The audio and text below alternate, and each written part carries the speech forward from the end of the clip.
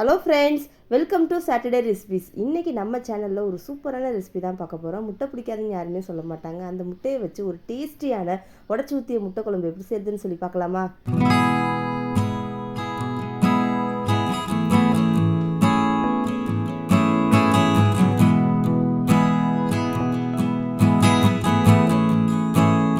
உடச்சி ஊற்றிய முட்டை குழம்பு செய்கிறதுக்கு ஃபஸ்ட்டு மசாலா ரெடி பண்ணிடலாம். கடாயில் நல்லெண்ணெய் ஊற்றிக்கோங்க. எண்ணெய் சூடானதும் 100 கிராம் சின்ன வெங்காயம், 10 பல் பூண்டு, 2 தக்காளி பழம், ரெசிபிக்குனால உப்பு சேர்த்துட்டு இந்த தக்காளி வெங்காயம் வெள்ளைப்பூடுலாம் நல்லா மேஷ் ஆகிற அளவுக்கு இதை வதக்கினதுக்கப்புறம் இது கூட மசாலா ஆட் பண்ணிக்கலாம். மிளகாத்தூள் எவ்வளோ ஆட் பண்ணுறீங்களோ அதுக்கு 2 மடங்கு மல்லித்தூள் ஆட் பண்ணணும்.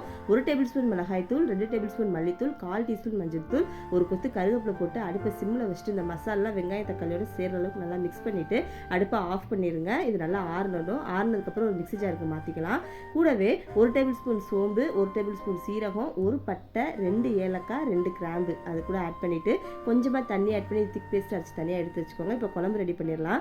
கடாயில் நல்லெண்ணெய் ஊற்றிக்கோங்க. எண்ணெய் சூடானதும் 1 டேபிள் ஸ்பூன் கடுகு, 2 பச்சை மிளகாய் போட்டு தாளிச்சிக்கோங்க. கூடவே ஒரு கொத்து கருவேப்பிலை போட்டு இதை தாளிச்சிட்டு இது கூட 100 கிராம் சின்ன வெங்காயம் ஆட் பண்ணிக்கோங்க. வெங்காயம் கட் பண்ண வேணால் முழுசாகவே போடுங்க, அப்போ தான் டேஸ்ட்டாக இருக்கும். இந்த வெங்காயத்தை நல்லா எண்ணெயில் வதக்கிக்கோங்க. வதங்கினதுக்கப்புறம் நம்ம அரைச்சி வச்சிருக்கிற மசாலா அப்படியே இது கூட ஆட் பண்ணிக்கலாம். வெங்காயம் முழுசாக போட்டு குழம்பு செய்யுங்க, சூப்பராக இருக்கும் சாப்பிட்றதுக்கு.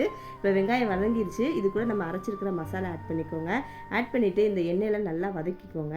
அப்போ தான் மசாலோட பச்சை வாசமே இன்னும் நம்மளுக்கு இல்லாமல் இருக்கும். எண்ணெயில் வதக்கும்போது இது கூட குழம்பு எந்த கன்சிஸ்டன்சி உங்களுக்கு தேவையோ அந்த அளவுக்கு தண்ணி இதில் ஊற்றிட்டு நல்லா மிக்ஸ் பண்ணி விட்டு இந்த குழம்பை கொதிக்க விட்டுருங்க. ஒரு 10 நிமிஷம் நல்லா சலசலன்னு குழம்பு கொதிக்கணும்.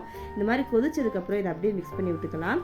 இந்த ஸ்டேஜில் இது கூட நம்ம முட்டையை உடச்சி ஊற்றிடலாம். நான் 5 முட்டை உடச்சி ஊற்ற போகிறேன். அப்படியே முட்டையை பொறுமையாக உடச்சி இதில் ஊற்றிக்கோங்க. இப்படி ஊற்ற கஷ்டமாக இருக்குது அப்படின்னா முட்டையை உடச்சி ஒரு கிண்ணத்தில் ஊற்றிட்டு அதை அப்படியே குழம்புல நீங்கள் ஊற்றுனீங்கன்னா ஈஸியாக இருக்கும். இந்த மாதிரி எல்லா முட்டையும் ஊற்றினதுக்கப்புறம் சுற்றி எண்ணெய் ஊற்றிட்டு மூடி போட்டு அடுப்பை மீடியம் ஃப்ளேமில் வச்சு ஒரு 5 நிமிஷம் விட்டுருங்க. முட்டை நல்லா குக் ஆயிரும். இதை அப்படியே பெரட்டி விட்டு இது கூட ஒரு கொத்து கருவேப்பிலை தூவி விட்டு மிக்ஸ் பண்ணிவிட்டு சர்வ் பண்ணிங்கன்னா ஒரு சூப்பரான உடச்சி ஊற்றிய முட்டை குழம்பு ரெடி. ஒயிட் ரைஸோட இந்த குழம்பு ஊற்றி பெரட்டி சாப்பிட்டிங்கன்னா செம்ம டேஸ்ட்டாக இருக்கும். அது மட்டும் இல்லை, இட்லி தோசையோடு வச்சு சாப்பிட்லாம், சப்பாத்தி கூடயே வச்சு சாப்பிட்லாம். செம்ம டேஸ்ட்டாக இருக்கும். நீங்கள் இந்த ரெசிபி ட்ரை பண்ணிவிட்டு எப்படி இருந்துன்னு சொல்லி எனக்கு கமெண்ட் பண்ணுங்கள். அப்படியே மறக்காமல் நம்மளோட சாட்டர்டே ரெசிபிஸ் சேனலையும் சப்ஸ்கிரைப் பண்ணிடுங்க.